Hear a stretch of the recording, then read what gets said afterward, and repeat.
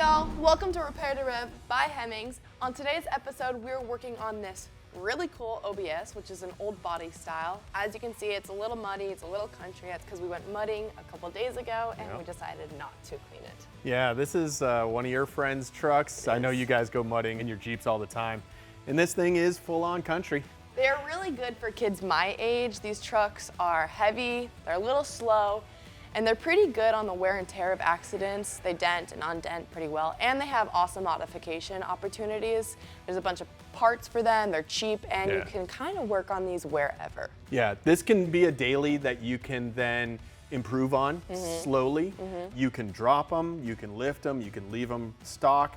Motor-wise, it's a 350 typically, and you can pretty much get everything for it. So if you find one of these and it's a good deal and it's a little bit banged up and beat up, don't stress it. You can get these body panels pretty easily. These are becoming very popular. Yeah, but the first thing you do have to check on these trucks are the brakes. Because these trucks are so heavy, they wear and tear on the brakes first, and also because everything else in this is pretty much a tank. Yeah.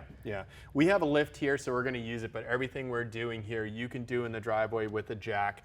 I recommend you bring a jack if you're looking at one of these to buy, just to get a wheel off the ground so you can check the suspension and steering. We'll show you how to do that, because it's going to tell you kind of what you're getting into cost-wise if that stuff has to be done. Yeah. Right. Well, we have a lift. Let's get it on. Let's go. So the first thing you have to do when lifting your car is raise it up about 6 inches and then jump on it. And this is because your car might fall, and you'd rather it fall 6 inches above the ground than when it's high in the air and you're under it. So we're gonna lift that.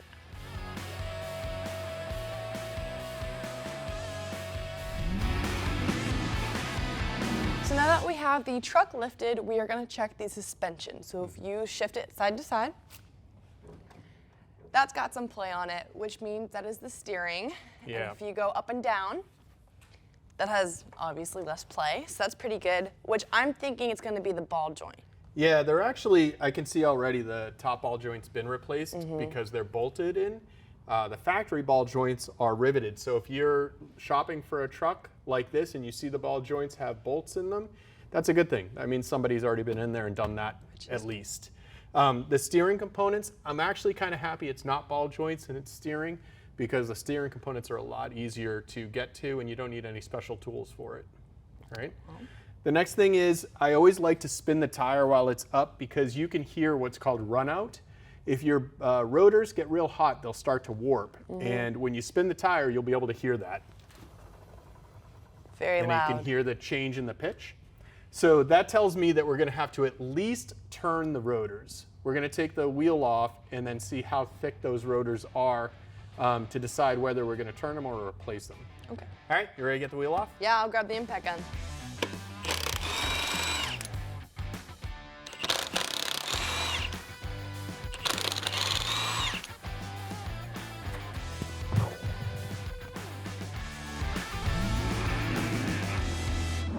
Okay, so we got a special tool, but you don't really need it because we could hear the sound of the rotors moving. Right, of the warp.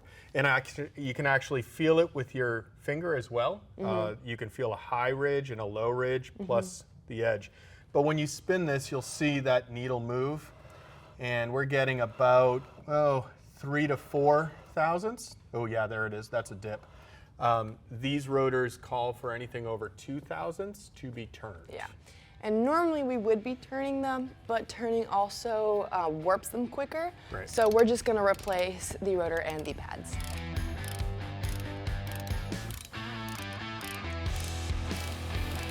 Here, tool.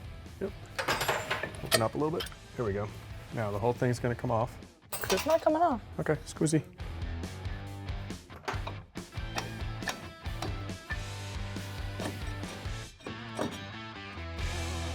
Very good. These brake pads actually don't look too bad. They're a little uneven, meaning the back pad is a little thicker than the front pad, which sometimes tells me that this piston might be hanging up a little bit, but it's not so bad that I would be really concerned.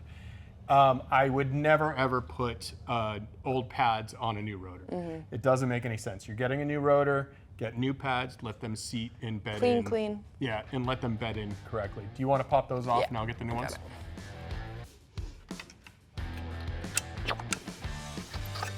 After we get the old brake pads out of the way, we are using a C-clamp to compress the piston inside the brake caliper in order to make room for the new pads to fit and slide over the new rotor. So now we have clean hands. We just went and washed them because on your new brakes, you don't want grease or dirt or grime in them. It's not good, ever. So these are gonna go in. You got it. You got it. The new pads just snap into place on the old caliper, and sometimes a flathead comes in handy to get the clip over the rotor. I gotcha. Done. No. Oh, you stink. Come on. No more clean hands. No. Now we can install the upgraded drilled and slotted rotors. The new rotors will help dissipate the heat better and reduce brake fade. Plus, they have a zinc coating on them that will help against rust and corrosion in the future. All right, will you grab me the Yep, already on it. nuts? There you go. Once we put the caliper on, we can tighten the caliper bolts to 22 foot-pounds, and all that's left is to clean up our mess. All right, last thing you do, just, even though we had clean hands, go ahead and spray your rotors. Make sure there's no grease or grime. All right, that's it. Pretty Done. easy. Pretty easy. What's not easy? Drum brakes. That's right. Drum brakes next. So this is a disc drum vehicle, and I have a theory that everybody should do drum brakes at least once so that you can appreciate having disc brakes. Or we just do a conversion. Yeah, let's not go there yet. This guy has a decent drum package. It'll stop the truck. So let's go do those. All right. Ready? Yep.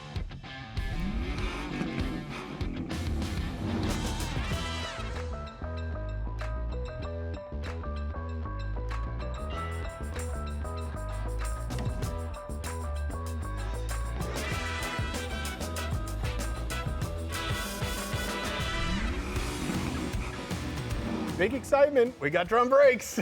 Yeah! All right, listen, everybody's got to do them at some point. And the first time you try to take this hub off, there's probably going to be a ridge on the brake shoes. So you're going to need a couple of big screwdrivers. You're going to have to wiggle it and be angry for a while. This one actually broke loose pretty good, but that's what your brakes look like on the inside. First and foremost, do not do both sides at the same time. Leave the other side exactly as it is so you can go back to that and reference it.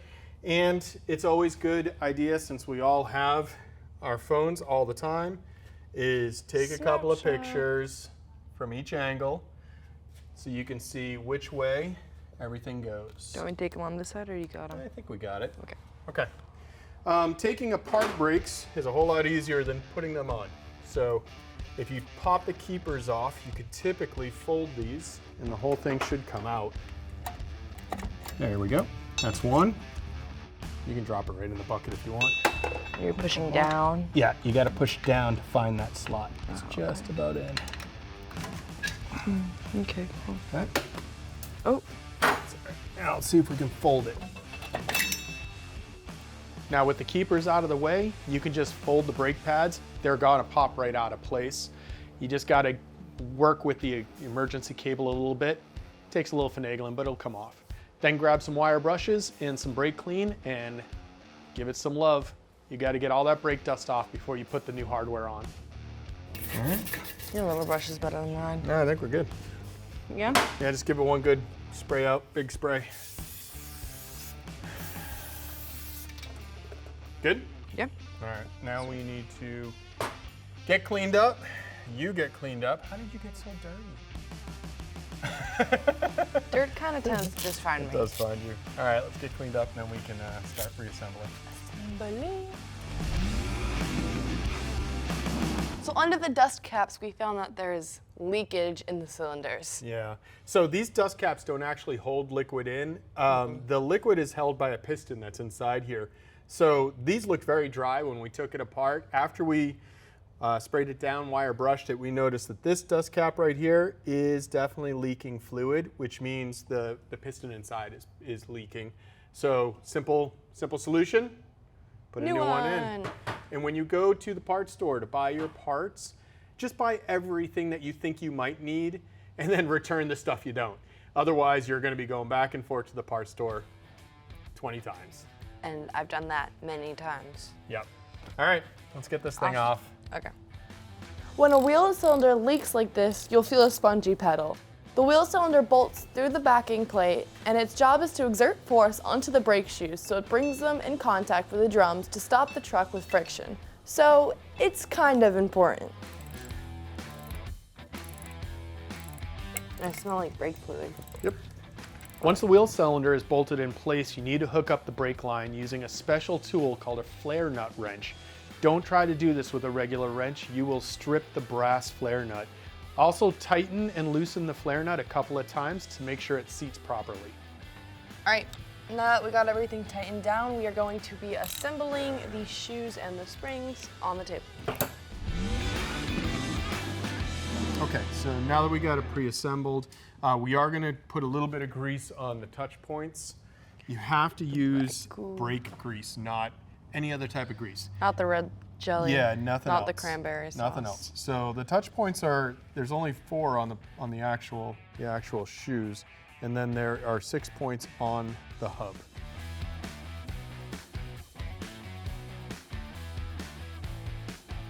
Okay, I'm gonna come down, and you, a couple of spots here. Can you get to it? 1 second. Best thing to do is try to assemble these as much as you can on the workbench, and then use the last spring to hold them in place. Once you get that last spring in, you can put the pins in from the back and the new retaining clips. Always use new springs and hardware when doing the brakes. Don't try to use the old stuff. It's weak and brittle. Okay, so let's go put on the drums. Yep. So, when adjusting your drums, you gotta put it on and take it off a couple times and move it around. We're gonna have to extend it a little bit. Yeah. You want me to grab? Yeah. Okay. You go with So, take a flathead.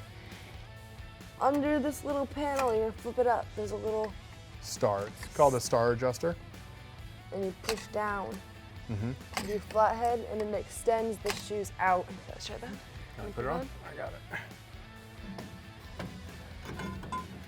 Wiggle. What you want to have is just a little drag, like I can hear it. Can you hear it? Yeah.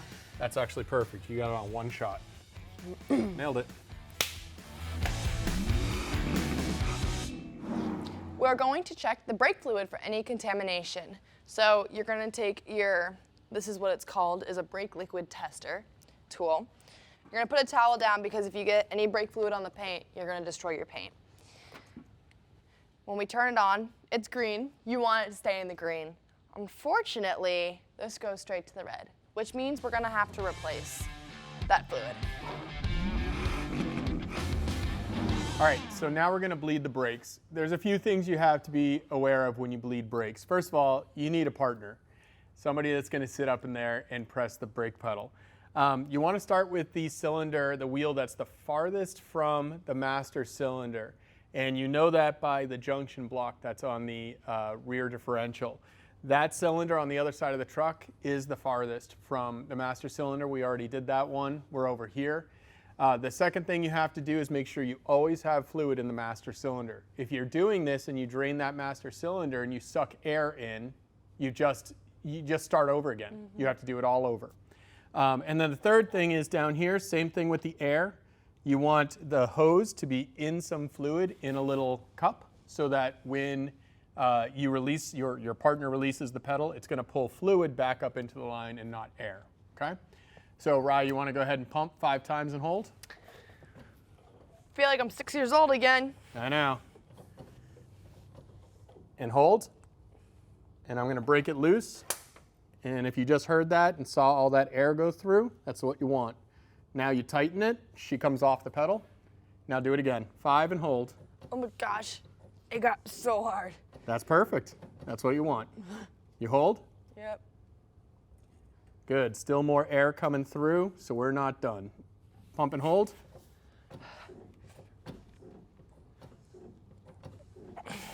Hold. My right leg's gonna be muscular after this. All right, so now that we have no more air coming out, if your fluid was good, you would just move to the next cylinder. That's the next one that's farthest from the master cylinder. But because we're gonna do all of our fluid, we got about another 20 minutes of this. Yay!